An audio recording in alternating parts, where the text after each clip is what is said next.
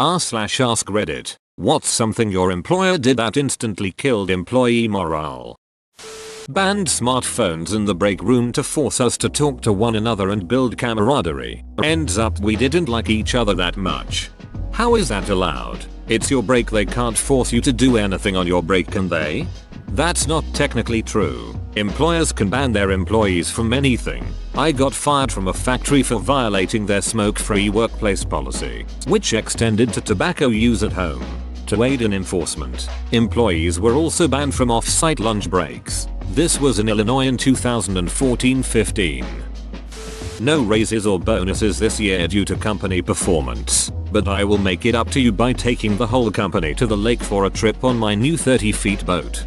Business had been running for 3 years and many of the employees had been there from the beginning without getting a pay rise. After some requests, the company announced that there would be a review of everyone's pay, called in each worker to discuss. Basically, they had decided to pay every employee the same amount. This meant that a few got a raise, most stayed the same, and some, who had negotiated better at hiring, had their wages reduced. Needless to say, most employees were unhappy. 2 weeks later, the three brothers who owned the business bought themselves 2 new cars and a second-hand Rolls-Royce. That was a real slap in the face.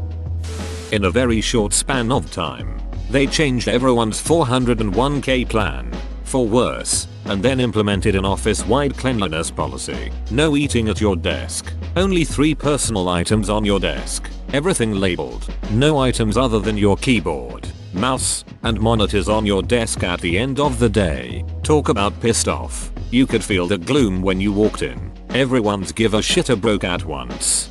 Might have cleaned out the employees as well.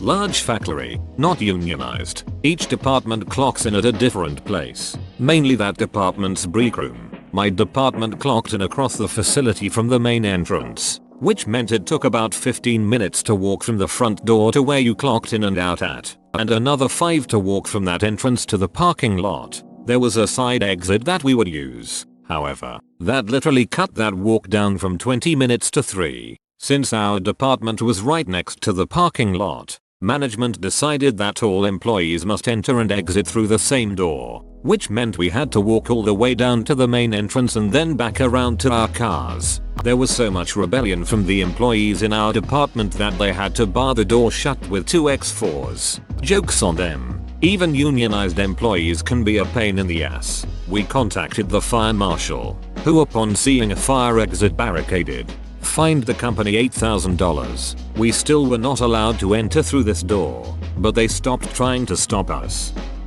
To cut costs, they started a policy that only certain departments had internet access. It basically started a class system that bred resentment across departments and caused an exodus from the non-internet teams.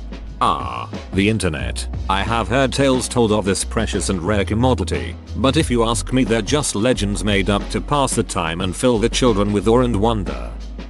My boss is looking to retire in the next 3-4 years. He told everyone that he wanted us to come up our visions for the company and its future over the next 5, 10, 20 years. We're a small office of about a half dozen people, but we've been growing, and so everyone brought up growth projections and succession planning once he retires, etc. His son is the heir apparent and has a precocious 8-year-old, so in my 20-year version I even included the grandson joining the business and grooming it to become a legacy company. My boss went last and we were expecting something acknowledging some of our thoughts, or at least an expression of appreciation that the company he founded would live on well past his retirement, be in good hands, etc. Instead, it was brutal and short. It was something along the lines of, I do everything around here anyway, so I should just sell the company to fund my retirement and you can all find other companies to work for in a few years. Mood killed. Meeting ended.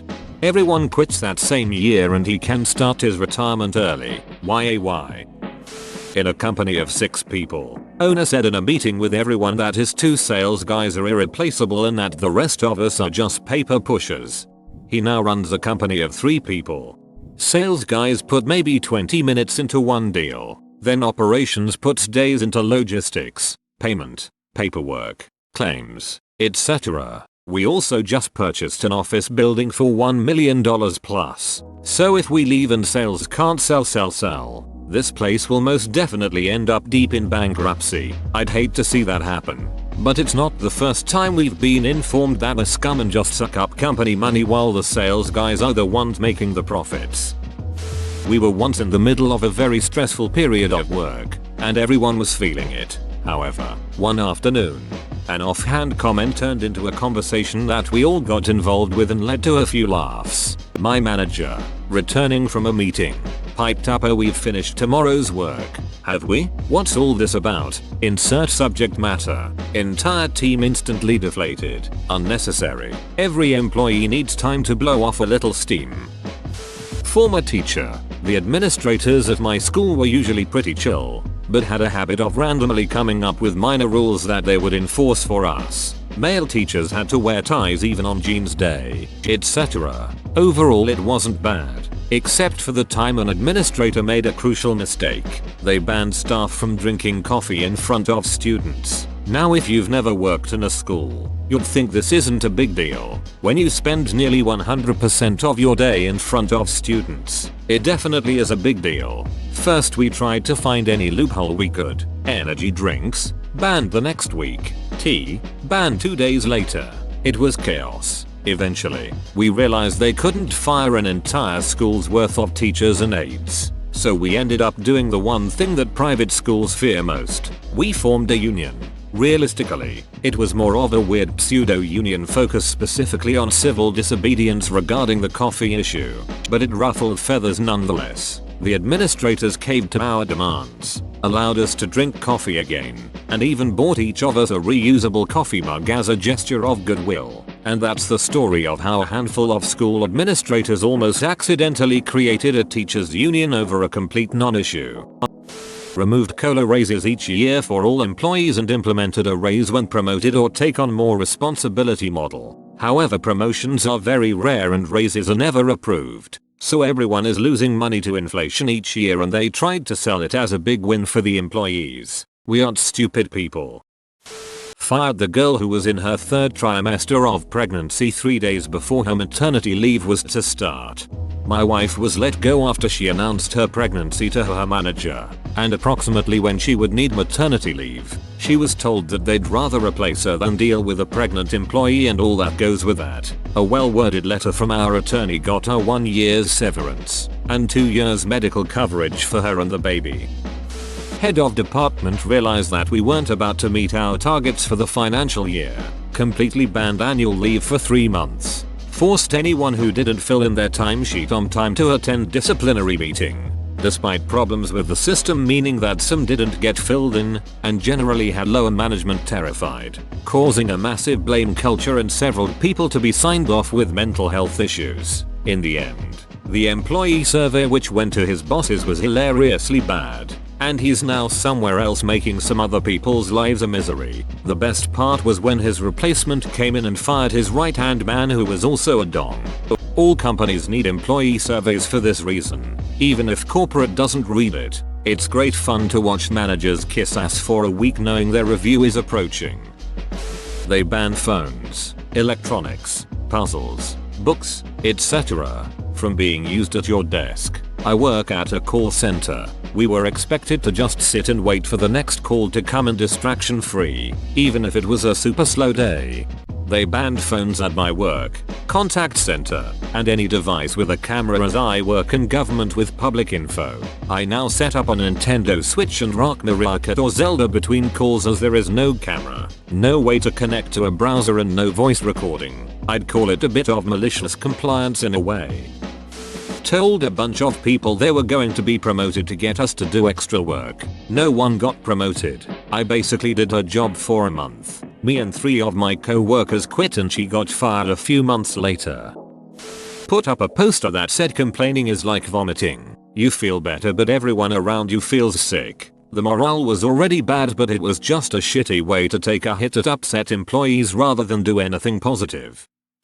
Started firing people by lining 2 up at a time and seeing which one they prefer to keep on. Didn't matter if you were there for 20 years or 2, Also hiring management from outside and not promoting within, which means the new managers have no knowledge of anything that company does in terms of ethics, procedures, or employee status. It has turned this clique type environment into every person for themselves. Very toxic.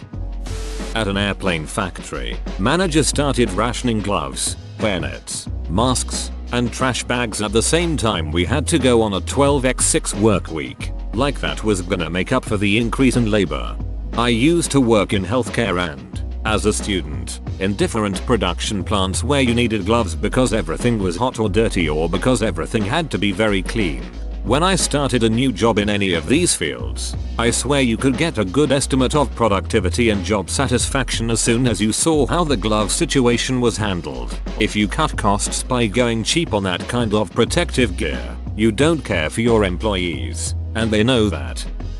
This school wanted to switch to Chromebooks, so what did they do? One summer while teachers weren't working, they removed every single Windows station and replaced them with Chromebooks to be issued to teachers. They were told to figure it out. When teachers came up and asked how they could teach Photoshop, programming, AutoCAD 3D modeling, etc., admin basically googled their program name plus Chromebook extension and told them, see, there's an extension for it and it works. I don't think I have to add that it did not work. They ended up bringing back the desktops for most teachers. Boss pitched a sales incentive trip to Cancun if the team hit the goal. My team exceeded the goal, and then they cancelled the trip. 2 people quit. I accepted a position with their main competitor, and less than a year later, they closed in bankruptcy. Calm as a beach. I work in a big corporate building. The same older lady came by everyone's desk towards the end of the day to collect the trash. Just the sweetest lady ever, and every time she'd walk to my desk she'd give me a big smile and ask me how my day was and chat for a minute as she got my trash. Usually I'd dump it in for her. I had some rough days, but she has a way to cheer me up and send me home on a higher note. I know I'm not the only one either. So then a few weeks back our work implemented a new policy to cut down on trash usage. It's no longer allowed to have a trash bin at our desk and we have to walk across the room and use the community trash to throw anything away. Not a huge deal, but the real reason they did it is so they can cut down on cost, i.e. the cleaning crew. Sad to say that I haven't seen Sharon since. Regarding how employees will travel between Site A and Site B, what if something happens to their kids? They will need a way back here, and sharing one vehicle between 8 people makes that difficult. They won't want to come back. They'll stay and work. No. Parents will 100% not care at all about what's happening at work when somebody calls and said there's something wrong with their kid. We don't need to invest in group transport. Then we bought a company van that employees don't like. I told the hiring manager that I was disappointed in one of his hires because he knew literally nothing about our job and asked him, doesn't that cheapen my knowledge and expertise? His response, well, let's be honest, your job doesn't really need all that, does it? There were 4 other people my level, with varying fields of expertise, at that meeting, and it got real quiet after that. Small business, 20 employees plus.